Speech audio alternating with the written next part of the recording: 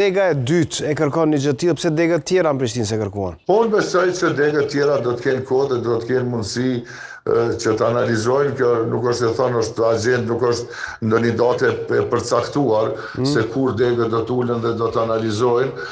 Që thënë vërtetën, nështë ka pas nevojë për një periudhë që të kaloj pas zgjedhjeve, të shohim gjithçka me gjaktësi dhe të analizojmë gjithçka në mënyrën më të mirë të mundshme, të kemi tabelën e rezultateve të pastër para vetës, sepse ju e dini, njerë shpallëshin fitor lokal e nacional të një komune, pastaj doli që në atë komunë prap humbëm, dhe si sojër ne kemi të lësu që në përfundim të procesit të ulemi të analizojmë.